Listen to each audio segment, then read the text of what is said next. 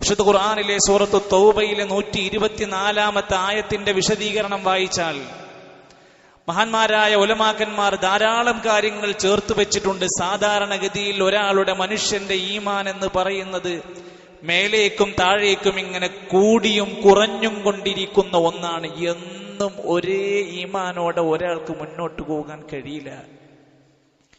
وَإِذَا مَا أُنْزِلَتْ سُورَةٌ فَمِنْهُمْ مَنْ يَقُولُ അല്ലാഹുവിൽ നിന്നുള്ള ഏതെങ്കിലും ഒരു സൂറത്തങ്ങ് അവതരിച്ചു കഴിഞ്ഞാൽ ചിലരൊക്കെ ചോദിക്കും, അയ്യുക്കും സാദതുഹു ഹാദിഹി ഈമാനാ, ഈ ഇറങ്ങിയ സൂറത്തുകൾ കൊണ്ട് നിങ്ങളിൽ ആർക്കാണ് ഈമാൻ അധികരിച്ചിട്ടുള്ളത്? ആ വാക്കാണ് നമ്മളോട് പഠിപ്പിച്ചത്. ഈമാൻ അധികരിക്കുന്ന കാര്യമാണ്, വർദ്ധിക്കാൻ സാധ്യതയുണ്ട്. എന്നിട്ട് ഖുർആൻ പറയുന്നു, ഫഅമ്മല്ലദീന ആമനു, യഥാർത്ഥ സത്യവിശ്വാസികളായാൽ ഫസാദതുഹും ഈമാനാ, അവരുടെ മനസ്സിൽ കിടക്കുന്ന ഈമാൻ ഇങ്ങനെ അധികരിച്ചു കൊണ്ടേയിരിക്കും. വഹും യസ്തബ്ശിറൂൻ, അവർ സന്തോഷത്തിലായി കൊണ്ടിരിക്കുകയും ചെയ്യും. ഒരായത്തിറങ്ങിയാൽ, ഒരു സൂറത്ത് കിട്ടിയാൽ, അത് മനസ്സിലായി കഴിഞ്ഞാൽ അവർക്കൊരു പ്രത്യേക ആനന്ദവും സന്തോഷവും ഉണ്ടാകും. അതവരുടെ ഈമാനിന്റെ ഭാഗമാണ്.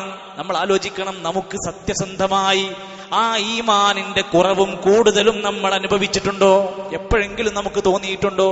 നമ്മുടെ ബാങ്ക് അക്കൗണ്ടിൽ നിന്ന് പണം ഇങ്ങനെ കുറഞ്ഞു പോവുകയാണെങ്കിൽ നമുക്ക് എന്ത് ബേജാറുണ്ട്? നമ്മുടെ നിലവിലുണ്ടായിരുന്ന കച്ചവടത്തിൽ ഇങ്ങനെ കസ്റ്റമേഴ്സിന്റെ കുറവ് വന്നുകൊണ്ടേയിരിക്കുന്നു, നമുക്ക് ബേജാറുണ്ടാവും. നമ്മുടെ ജീവിതത്തെ മുഴുവൻ നയിക്കേണ്ടുന്ന ഈമാനിന്റെ കുറവ് നമ്മളെ എപ്പോഴെങ്കിലും അലട്ടിയിട്ടുണ്ടോ? അൽ-ഈമാനു ബിദ്ഉൻ വസബ്ഊന ശുഅബതൻ ഫഅഫ്ളലുഹാ ഖൗലു ലാ ഇലാഹ ഇല്ലല്ലാഹ്. ഈമാൻ 6 കാര്യത്തിൽ ഒതുങ്ങുന്നതല്ല. ഈമാനിന് 70-ലധികം ശാഖകളുണ്ട്. അതിൽ ഏറ്റവും ഉന്നതിയിൽ കിടക്കുന്നതാണ് ലാ ഇലാഹ ഇല്ലല്ലാഹ്. അതേ സമയത്ത് വഅദ്നാഹാ, ഈമാനിന്റെ ഏറ്റവും താഴെ തട്ടിൽ കിടക്കുന്ന ഒരു കാര്യമാണ് ഇമാത്തത്തുൽ ലദാ അനിത്വരീക്ക്, വഴിയിൽ നിന്ന് മാലിന്യങ്ങൾ നീക്കം ചെയ്യാം. വഴിയിൽ കിടക്കുന്നൊരു മാലിന്യം, റോട്ടിൽ കിടക്കുന്നൊരു ചത്തപ്പൂച്ച, വഴിയോരങ്ങളിൽ കിടക്കുന്ന ഒരു ജഡമായി കിടക്കുന്ന ഒരു നായ, അതൊക്കെ മാലിന്യമാണ്. അതൊരാൾക്ക് അവിടുന്ന് എടുത്ത് കളയണമെന്ന് തോന്നുന്നുണ്ടെങ്കിൽ അവന്റെ മനസ്സിന്റെ ഈമാനിന്റെ ഏറ്റവും ചെറുതാണ്. അപ്പോൾ വഴിയോരങ്ങളിൽ അതുപോലെ തന്നെ റോഡുകളിൽ മാലിന്യം കൊണ്ട് തള്ളുന്നവന്റെ ഈമാൻ എത്രയാണ്? ഏറ്റവും ദുർബലമായത് പോലും അയാൾക്കില്ല. ഓരോരുത്തരും ആലോചിക്കേണ്ട വിഷയമാണ്. റസൂലുള്ളാഹി സ്വല്ലല്ലാഹു അലൈഹി വസല്ലം പഠിപ്പിച്ചു, മൻ റആ മിൻകും മുൻകറ, നിങ്ങളിൽ ഒരാൾ ഒരു തെറ്റ് കണ്ടു കഴിഞ്ഞാൽ അവന് സാധ്യമാകുന്ന അധികാരം ഉപയോഗപ്പെടുത്തിയിട്ട് കൈകൊണ്ട് തടുക്കണം. എല്ലായിടത്തും അത് നടക്കൂല. അങ്ങനെ സാധ്യമല്ലാതെ വന്നാൽ ഫബിലിസാനിഹി, നാവ് കൊണ്ട് എതിർക്കണം. പറയാൻ പറ്റുന്നിടത്തൊക്കെ പറയണം. അതിനും സാധിച്ചോളണമെന്നില്ല എങ്കിൽ ഫബിഖൽബിഹി, കൽബ് കൊണ്ടെങ്കിലും ആ തിന്മയോട് നിനക്കൊരു വെറുപ്പുണ്ടാകണം. എന്നിട്ട് ഹദീസിൽ പറയാണ്, വദാലിക് അദ്അഫുൽ ഈമാൻ, ആ കൽബ് കൊണ്ടൊരു തിന്മയോടുള്ള വെറുപ്പുണ്ടെങ്കിൽ അത് ഈമാനിന്റെ ഏറ്റവും ദുർബലമായ ഭാഗമാണ്. അതിങ്ങനെ കാണുമ്പോൾ ആസ്വാദനമാണ് ഒരാൾക്ക് തോന്നുന്നതെങ്കിൽ അയാളുടെ കൽബിന്റെ ഏറ്റവും താഴെയുള്ള ഈമാൻ പോലും ആ മനുഷ്യൻക്കില്ല. ഇനി നമ്മൾ പഠിക്കുക, എന്തുകൊണ്ടാണ് ഈമാൻ ഇങ്ങനെ കുറയുന്നത്? എന്തുകൊണ്ടാ നമുക്ക് ആയത്ത് കേട്ടിട്ടും ഉപദേശം കേട്ടിട്ടും വഅദ് കേട്ടിട്ടും എല്ലാം അറിഞ്ഞിട്ടും നമുക്ക് എന്താ ഈമാൻ കൂടാത്തത്? ഉലമാക്കന്മാര് പറയുന്നു, ഒരു മനുഷ്യന്റെ ജീവിതത്തിൽ ഈമാനിന്റെ കുറവുണ്ട് എന്ന് എങ്ങനെയാണ് മനസ്സിലാക്കാൻ സാധിക്കുക? ചില രോഗങ്ങളുണ്ടല്ലോ, ആ രോഗങ്ങള് നമ്മൾ എങ്ങനെ അറിയാം? ചില അടയാളങ്ങൾ കാണിക്കുമ്പോഴാണ് രോഗത്തെ പറ്റി നമ്മൾ അറിയാം. എങ്കിൽ ഈമാനിന്റെ കുറവ് കാണിക്കുന്ന ചില അടയാളങ്ങളുണ്ട്. അതിലൊന്നാമത്തേതും പ്രധാനപ്പെട്ടത് എന്താണെന്നറിയോ? ഉലമാക്കന്മാർ രേഖപ്പെടുത്തി, അൽ വഖൂഉ ഫിൽ മആസി വർത്തികാബുൽ മുഹറമാത്ത്, ഇസ്ലാം വിലക്കിയ മുഹറമാത്തുകളും മആസികളും പാപങ്ങളും തെറ്റുകളും ഒരാളിൽ നിരന്തരമായി സംഭവിച്ചു കൊണ്ടിരിക്കുന്നു. അയാൾ ഇനി സംശയിക്കണ്ട, അയാൾ ഇനി വേറൊരു ഫത്വ ചോദിച്ച് നടക്കണ്ട. അയാളിൽ ഈമാനിന്റെ ശക്തമായ കുറവുണ്ട്. പാപങ്ങളിൽ തന്നെയാണോ ഇപ്പോഴും തുടരുന്നത്, ഈമാൻ കുറഞ്ഞോ എന്നുള്ളതിന്റെ ശക്തമായ അടയാളമാണ്. അങ്ങനെ പാപങ്ങൾ ചെയ്ത് ചെയ്ത് ചെയ്ത് അവന്റെ മനസ്സിന്റെ ഈമാനിനെ സ്വാധീനിക്കുന്ന കൽബുണ്ടല്ലോ, ആ കൽബിൽ വരെ കറപുരണ്ട അവസ്ഥയാകും. ഓരോ പാപം ചെയ്യുന്നതിനനുസരിച്ച് ഇങ്ങനെ പുള്ളി വീണ് കറുത്തിരുണ്ട് കറപുരണ്ട അവസ്ഥയായിരിക്കും അവന്റെ കൽബിന്. കല്ലാബൽ റാന അലാ ഖുലൂബിഹിം മാ കാനൂ യക്സിബൂൻ. അവരുടെ കൽബുകൾക്ക് കറ വീണിരിക്കുന്നു. എങ്ങനെയാ? ബിമാ കാനൂ യക്സിബൂൻ, അവർ ചെയ്തു കൂട്ടിയ പാപങ്ങളുടെ ഭാഗമായി. പിന്നെ ആ കൽബിലേക്ക് ഉപദേശം കയറൂല. ആ കറപുരണ്ട ഹൃദയങ്ങൾക്ക് പിന്നെ ആയത്തുകൾ ഫലിക്കൂല. നിങ്ങളുടെ സാരോപദേശങ്ങൾ ആ വ്യക്തികൾക്ക് ഗുണം ചെയ്യൂല. അതുകൊണ്ട് പാപങ്ങളാണ് ഒരു മനുഷ്യന്റെ ജീവിതത്തിലെ പ്രധാനമായ ഈമാനിന്റെ കുറവിന്റെ അടയാളം. അതുപോലെ തന്നെ ചില ആളുകൾ പാപങ്ങൾ ചെയ്യുന്നു എന്ന് മാത്രമല്ല, വമുജാഹറ, ചെയ്ത പാപങ്ങളെല്ലാം വിളിച്ചു പറയുന്ന സ്വഭാവം കൂടി ഉണ്ടാകും. അതിനേക്കാൾ ദോഷമാണ്. പാപം ചെയ്തവനേക്കാൾ പാപിയാണ് ചെയ്ത പാപങ്ങൾ എല്ലാവരോടും വിളിച്ച് പരസ്യപ്പെടുത്തി സോഷ്യൽ മീഡിയയിലോ വേറെ എവിടെങ്കിലും പോയി പറഞ്ഞിട്ടുണ്ടെങ്കിൽ അവൻ ചെയ്ത പാപത്തേക്കാൾ വലുതാ ചെയ്തത്. കുല്ലു ഉമ്മത്തി മുആഫൻ ഇല്ലൽ മുജാഹിരീൻ. എന്റെ ഉമ്മത്തിലെ എല്ലാ മനുഷ്യർക്കും മാപ്പ് കൊടുത്തേക്കാം, പുറത്തു കൊടുത്തേക്കാം. ഇല്ലൽ മുജാഹിരീൻ, പാപം ചെയ്തിട്ട് പരസ്യപ്പെടുത്തിയവരൊഴികെ. രാത്രി തെറ്റ് ചെയ്തു, അല്ല ആരോടും പറഞ്ഞിട്ടില്ല, അല്ല വിളിച്ചു പറഞ്ഞിട്ടില്ല, അല്ല മറച്ചു വെച്ചു. പക്ഷെ ഇവനായിട്ട് പകൽ അത് പോയി വിളിച്ചു പറയുന്നതോടെ അള്ളാഹു അവനെ കൈവടിഞ്ഞു. അവൻക്കിനി വിട്ടുകൊടുക്കൂല. അതൊക്കെ ഇതിന്റെ അടയാളങ്ങളായി രേഖപ്പെടുത്തുകയാണ്. മറ്റൊരു അടയാളം പറയാണ്,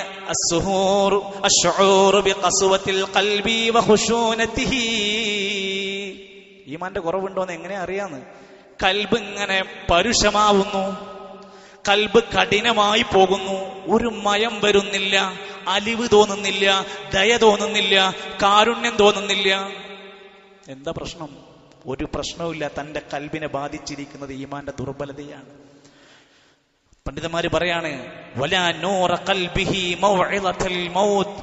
എത്രയോ മരണവാർത്തകളും മരണങ്ങളും കൺമുമ്പിലൂടെ വായിച്ചിട്ടും കണ്ടിട്ടും അവന്റെ കൽബിൽ അലിവ് തോന്നൂല. വലാ റാഖത്തിഹി വലാ ബിൽ ജനാസതി. എത്രയോ ജനാസനെ കുളിപ്പിച്ചിട്ടുണ്ടാകും, കൊണ്ടുപോയി മറവ് ചെയ്തിട്ടുണ്ടാകും, നമസ്കരിച്ചിട്ടുണ്ടാകും. പക്ഷേ അവന് പാഠമായിട്ടില്ല, അവന്റെ മനസ്സിൽ അത് കേറുന്നില്ല, അലിവ് വരുന്നില്ല. അള്ളാന്റെ ഖുർആനിന്റെ 2-ാമത്തെ അധ്യായത്തിന്റെ 74-ാമത്തെ ആയത്തിൽ പറഞ്ഞു, ചില കൽബുകൾ അങ്ങനെയാണ്. അവർക്ക് മരണം കണ്ടാലോ അപകടങ്ങൾ കാണുമ്പോഴോ അങ്ങനെ ദുഃഖകരമായത് കാണുമ്പോഴൊന്നും അവർക്കൊന്നും സംഭവിക്കൂല. ഖസത് ഖുലൂബുകും മിൻ ബഅദി ദാലിക ഫഹിയ കൽ ഹിജാറ ഔ അശദ്ദു ഖസ്വ.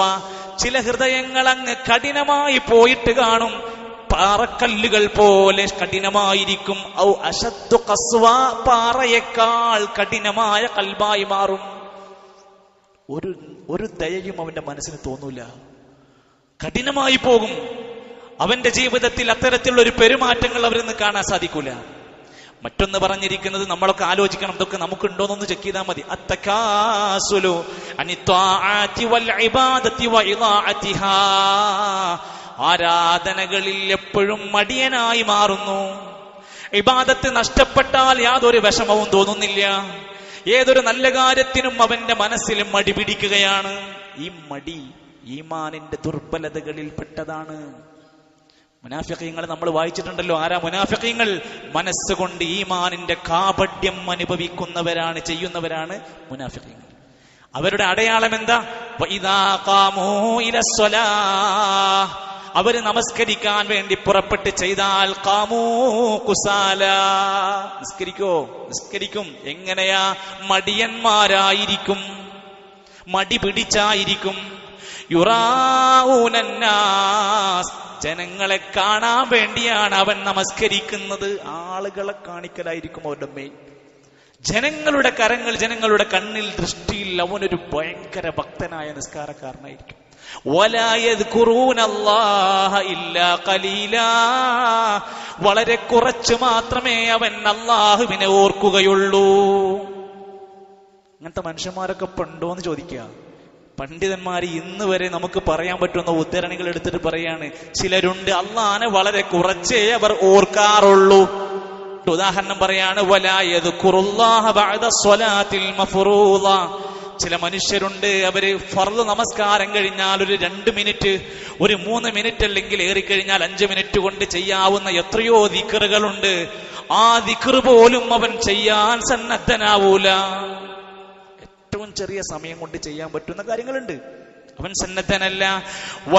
അതുപോലെ തന്നെ അവൻ ഫിൽ ഖുറൂജ് മിനൽ മസാജിദി, പള്ളിയിലേക്ക് വന്നാൽ തന്നെയും എത്രയും വേഗത്തിൽ അവൻ പള്ളിയിൽ നിന്ന് പുറത്തേക്ക് പോകും. അവിടെ ഇരിക്കൽ അവൻക്ക് അസ്വസ്ഥതയാണ്. ഫോണിൽ 3 മണിക്കൂർ ഇരുന്നാലും അവനക്ക് പ്രശ്നമല്ല, കടയിൽ ഒരു പണിയില്ലാതെ ഇരുന്നാലും അവനക്ക് പ്രശ്നമല്ല, വേറെ എന്ത് നുണ പറഞ്ഞ അങ്ങാടിയിലൂടെ നടന്നാൽ അവനക്കൊരു ബേജാറില്ല. പള്ളിയിൽ ഒരു അല്പസമയം ഇരിക്കുമ്പോഴത്തേക്ക് അവൻ എന്തൊക്കെയോ ഒരു പ്രയാസം അനുഭവിക്കുക.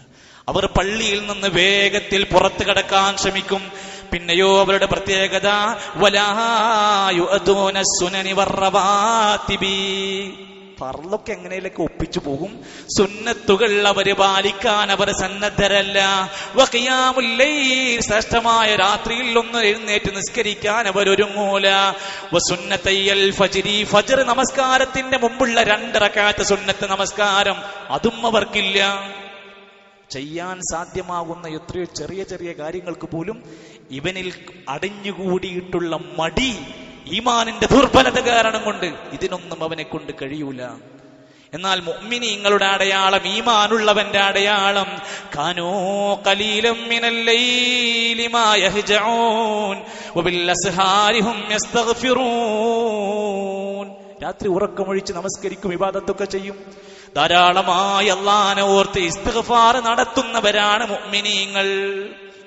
നമ്മൾ എവിടെയാണ് നിൽക്കുന്ന നോക്കുക, മടിയന്മാരിലാണോ നല്ല മുഅ്മിനീങ്ങളിലാണോ? മറ്റൊരടയാളം നമ്മൾ ആലോചിക്കണം,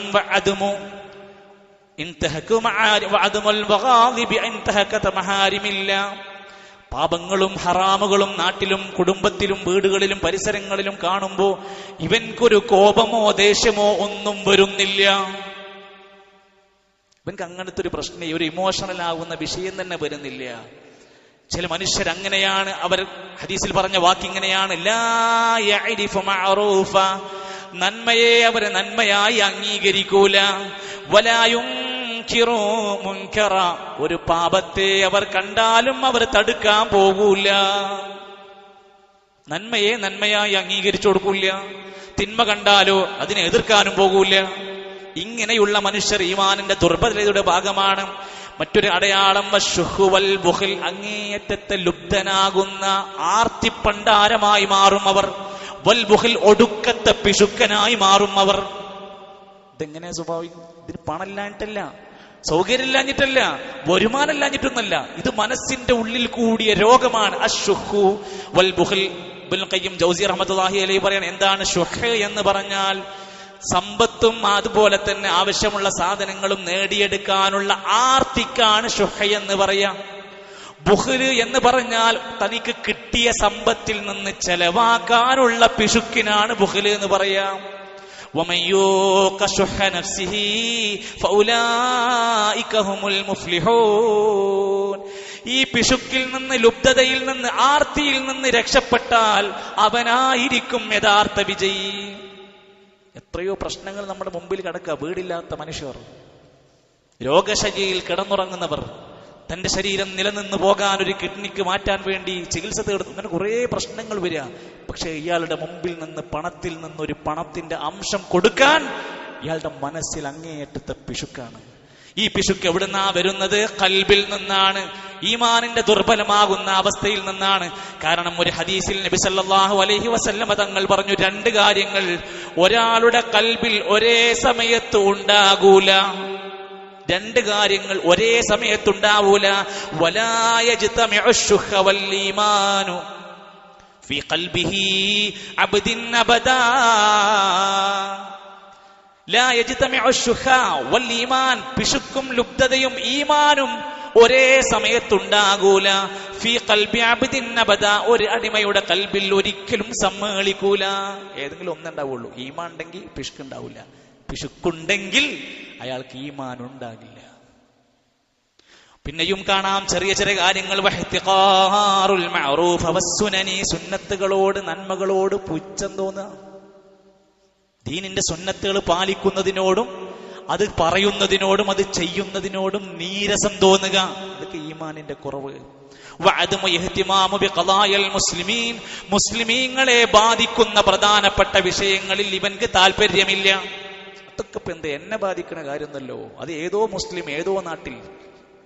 വകസ്റത്തുൽ ജിദാൽ, അമിതമായ തർക്കകുതർക്കിയായി നടക്കുക. അവനക്ക് അമേരിക്ക കിട്ടിയാൽ മതി, അവന് റഷ്യ കിട്ടിയാൽ മതി, കർണാടക കിട്ടിയാൽ മതി, എന്തെങ്കിലും ഒന്ന് കിട്ടുക, കുറെ തർക്കിച്ച് കാലങ്ങൾ കഴിച്ചു കൂട്ടുക.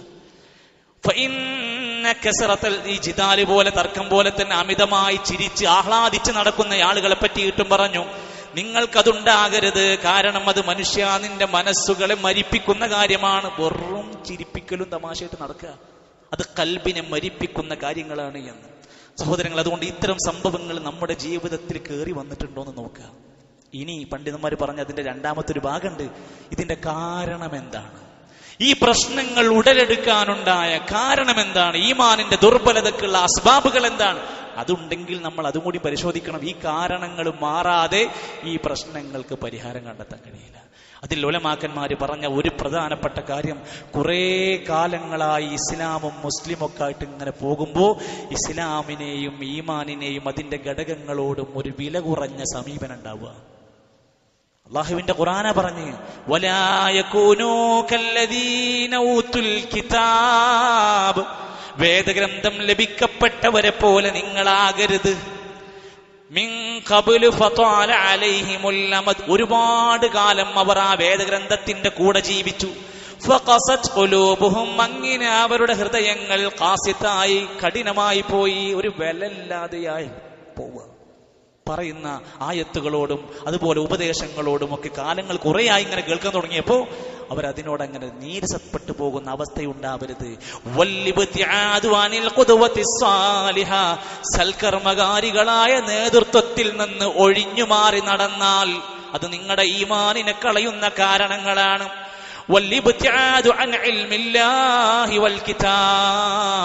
അള്ളാഹുവിൽ നിന്നുള്ള ഇൽമ് പഠിക്കാനും ആ ഗ്രന്ഥങ്ങൾ വായിക്കാനും സന്നദ്ധനാവാതെ ഇരിക്കുന്നതും ഈമാനിന്റെ കുറവിന്റെ കാരണമാണ്.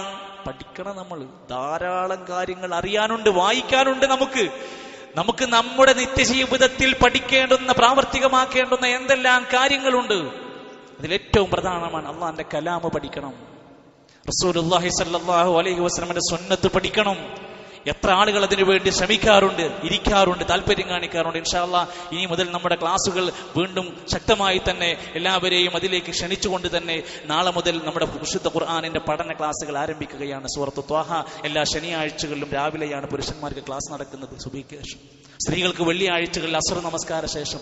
നമ്മുടെ ഭാര്യ, നമ്മുടെ പെൺകുട്ടി, നമ്മുടെ മക്കളൊന്നും ഖുർആനോ ദീനോ പഠിക്കാതെ പോയാൽ നിങ്ങൾ എത്ര വിലപിടിപ്പുള്ള പർദ്ദ കൊണ്ടുപോയി ഇട്ടുകൊടുത്താലും അവരുടെ കൽബിൽ കിടക്കുന്ന പ്രശ്നങ്ങൾക്ക് പരിഹാരം കണ്ടെത്താൻ കഴിയൂല.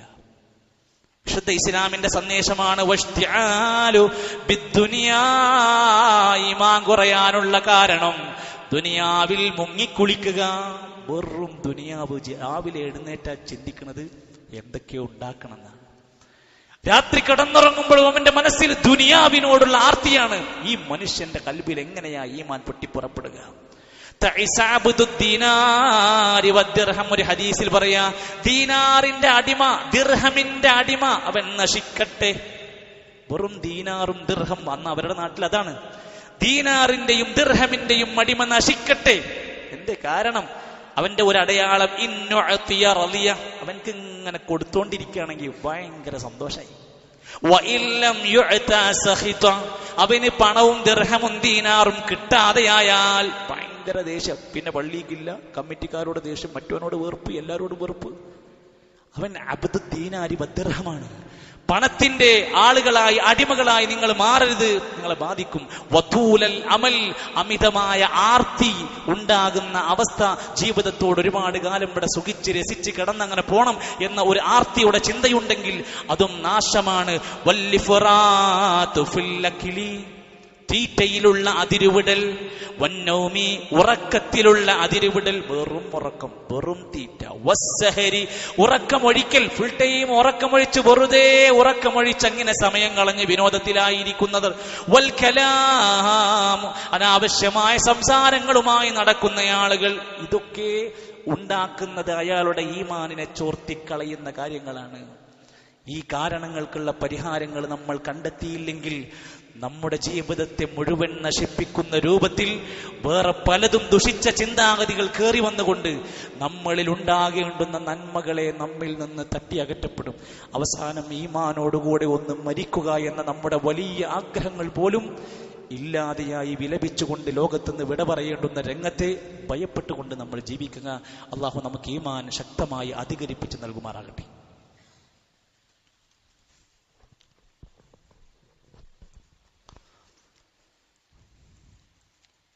അൽഹംദുലില്ലാഹി റബ്ബിൽ ആലമീൻ വശുക്റു അലാ തൗഫീഖിഹി വഇംതിനാനിഹി وأشهد أن لا إله إلا الله وحده لا شريك له وأشهد أن محمدا عبده ورسوله الداعي إلى رضوانه صلى الله عليه وعلى آله وصحابته وسلم تسليما كثيرا أما بعد فاتقوا الله أوصيكم وإياي ثانيا بتقوى الله. ഒരിക്കൽ കൂടി അള്ളാഹുവിന്റെ നിയമനിർദ്ദേശങ്ങൾ പാലിച്ച് ജീവിതത്തെ ക്രമീകരിക്കണമേ എന്ന് എന്നെ മറക്കാതെ നിങ്ങൾ ഓർമ്മപ്പെടുത്തുകയാണ്. അള്ളാഹു അനുഗ്രഹിക്കുമാറാകട്ടെ. റസൂൽ സല്ലല്ലാഹു അലൈഹി വസല്ലമയുടെ ശിഷ്യഗണങ്ങളിൽ വളരെ പ്രധാനപ്പെട്ട ചിലരുണ്ട്. അതിലൊരാളാണ് അംർ ഇബ്നുൽ ആസ് റളിയല്ലാഹു അൻഹു. സഹാബിമാരുടെ കൂട്ടത്തിലെ അഗ്രഗണ്യനായ ബുദ്ധിശാലിയായ നല്ല ഒരു കച്ചവടക്കാരനായിരുന്നു. ഖുറൈശികളിൽ പ്രമുഖനാണ് അംർ ഇബ്നുൽ ആസ്. അദ്ദേഹം മുസ്ലിമാകുന്നതിന്റെ ചരിത്രം, ജനിക്കുന്ന സമയത്ത് ഹിജറ പോകുന്നതിന്റെ 47 വർഷങ്ങൾക്ക് മുമ്പാണ് ജനിക്കുന്നത്. തുടക്ക കാലഘട്ടങ്ങളിൽ പതിവ് പോലെ ഇസ്ലാമിന് മറുഭാഗത്ത് നിന്ന് മുസ്ലിമീങ്ങളെ എതിർത്തവരായിരുന്നു. ബദറിൽ മുസ്ലിങ്ങൾക്കപ്പുറത്ത് നിന്ന് യുദ്ധം ചെയ്തയാളാണ്. ഉഹദിൽ മുസ്ലിമീങ്ങൾക്കെതിരെ പട നയിച്ചവരാണ്. ഖന്തഖിൽ ഇസ്ലാമിനെതിരെ വാളെടുത്തവരാണ്. പക്ഷെ പിന്നീട് അള്ളാഹുവിന്റെ മഹത്തായ തൗഫീഖ് കൊണ്ട് ഇസ്ലാം സ്വീകരിച്ചു അംർ ഇബ്നുൽ ആസ് റളിയല്ലാഹു അൻഹു. നബി സല്ലല്ലാഹു അലൈഹി വസല്ലം അവിടുന്ന് പഠിപ്പിക്കുകയാണ്, അംറുൽ ആസ് റളിയല്ലാഹുവിന്റെ ഇസ്ലാം സ്വീകരണം എന്ന് പറഞ്ഞാൽ അസ്ലമന്നാസ്, സാധാരണ എല്ലാ ആളുകളും ജനങ്ങളൊക്കെ ഇസ്ലാം സ്വീകരിച്ചു. വആമന അംർ ഇബ്നുൽ ആസ് റളിയല്ലാഹു അൻഹു, അംർ റളിയല്ലാഹു അൻഹു ഈമാൻ സ്വീകരിച്ചു. ബാക്കിയുള്ളവരൊക്കെ ഇസ്ലാം സ്വീകരിച്ചു. പക്ഷേ അംർ ഈമാനോടെ അതിനെ ഉൾക്കൊണ്ട് കടന്നു വന്നു. അങ്ങനെ ഇസ്ലാം സ്വീകരിക്കുന്ന സമയത്ത് നബി സല്ലല്ലാഹു അലൈഹി വസല്ലമയുടെ കൈ പിടിച്ചിങ്ങനെ ഷഹാദത്ത് ചൊല്ലാൻ വേണ്ടി വരുന്ന സമയത്ത് അവിടുന്ന് ചോദിക്കുകയാണ്, അറദ്തു അൻ അഷ്തരിത്, പ്രവാചകരെ ഞാൻ ഇസ്ലാം സ്വീകരിക്കാനുള്ള ഒരു മാനസികാവസ്ഥയിലാണ്, പക്ഷെ എനിക്കൊരു നിബന്ധനയുണ്ട്. ഞാൻ ഇസ്ലാം സ്വീകരിക്കണോ? എനിക്കൊരു നിബന്ധനയുണ്ട്. അവിടുന്ന് ചോദിക്കുകയാണ്, ഇനി എന്തു നിബന്ധനയാണ്? അവിടുന്ന് പറഞ്ഞു അദ്ദേഹം, എനിക്കുള്ള നിബന്ധന അയ്യഗ്ഫറലി, ഞാൻ ഇതുവരെ ചെയ്തു കൂട്ടിയ പാപങ്ങളൊക്കെ എനിക്ക് പുറത്തു കിട്ടുമോ? അത്രയും ദുൽമ് ചെയ്തവനാണ് ഞാൻ. ഇസ്ലാമിനെതിരെ പട നയിച്ചയാളാണ്. ധാരാളം ദ്രോഹം ചെയ്തവനാണ്. എനിക്കെന്റെ പാപം പുറത്തു കിട്ടുമോ ഞാൻ ഇസ്ലാം സ്വീകരിച്ചാൽ? ഫഖാല നബിയു സല്ലല്ലാഹു അലൈഹി വസല്ലം, പ്രവാചകരാ സ്വഹാബിയെ ചേർത്ത് പിടിച്ചിട്ട് പറഞ്ഞു, അമാ അലിംത അന്നൽ ഇസ്ലാം ലിഹദ്മി മാ കാന ഖബ്ലഹു, ഒരാൾ ഇസ്ലാം സ്വീകരിച്ചു കഴിഞ്ഞാൽ അതിന്റെ മുമ്പ് സംഭവിച്ച എല്ലാത്തിനുമുള്ള പാപ പരിഹാരമാണ് ഇസ്ലാം. ഇനി ഒന്നും ബാക്കിയില്ല. വഇന്നൽ ഹിജ്റ, ഒരാൾ ഹിജ്റ പോയാൽ യഹ്ദിമു മാ കാന ഖബ്ലഹാ, ഹിജ്റക്ക് മുമ്പ് ചെയ്തതിനെല്ലാമുള്ള പരിഹാരമാണ് ഹിജ്റ. വഅന്നൽ ഹജ്ജ, ഒരാൾ ഹജ്ജ് ചെയ്താൽ യഹ്ദിമു മാ കാന ഖബ്ലഹു, ഹജ്ജിന് മുമ്പ് മനുഷ്യർ ചെയ്ത മുഴുവൻ പാപങ്ങൾക്കുമുള്ള അതിന്റെ പാപങ്ങളെ തകർത്ത് കളയുന്ന കാര്യമാണ് ഹജ്ജ് എന്ന് പറഞ്ഞാൽ. സഹോദരങ്ങളെ, ചിന്തിക്കേണ്ടുന്ന ഒരു സമയമാണ് നമ്മുടെ ഹജ്ജിന്റെ സന്ദർഭത്തിൽ. എത്രയോ ഹജ്ജിന് പോകാനുള്ള പണവും പാസ്പോർട്ടും ശരീരവും എല്ലാം ഉണ്ടായിട്ട് അതൊന്നും എനിക്ക് സമയമായിട്ടില്ല, എനിക്ക് പ്രായമായിട്ടില്ലെന്ന് വിചാരിക്കുന്നവരോടൊക്കെ പറയാ, എന്നേക്ക് വേണ്ടിയാണ് നീ കാത്തിരിക്കുന്നത്? ആയുസ്സിൽ ഒരിക്കൽ മാത്രം നിർബന്ധമാക്കിയ ആ ഹജ്ജിന്റെ നിബന്ധന എന്താ? ആരോഗ്യവും ശേഷിയും സമ്പത്തുമുള്ളവർ എന്നാണോ അതുള്ളതെങ്കിൽ അന്നയാൾ ഹജ്ജിന് ക്വാളിഫൈഡ് ആണ്. അത് ഗവൺമെന്റ് ആണെങ്കിലും പ്രൈവറ്റ് ആണെങ്കിലും ശരി, അയാൾ അതിന് ശ്രമിച്ചിരിക്കണം. കാരണം എന്താ? ഹജ്ജിന്റെ പ്രതിഫലം പറഞ്ഞിരിക്കുന്നത് ലൈസ ലഹു ജസാഉൻ ഇല്ലൽ ജന്ന, സ്വർഗമല്ലാതെ മറ്റൊരു പ്രതിഫലവും ഒരു പുണ്യകരമായ ഹജ്ജിന് ഇല്ല. ജനിച്ചു വീണ കുഞ്ഞിനെ പോലെ പാപപരിശുദ്ധനാകാൻ പറ്റുന്ന ആ ഹജ്ജ് കർമ്മം സർക്കാരിന്റെ കീഴിൽ പുറപ്പെടാനുള്ള ആളുകൾ അതിന്റെ നറുക്ക് കിട്ടി ക്ലാസുകൾ ആരംഭിച്ചു കഴിഞ്ഞു. ഏകദേശം 3 ലക്ഷത്തിന്റെ മേലെ ചെലവുകൾ വരുന്നുണ്ട്.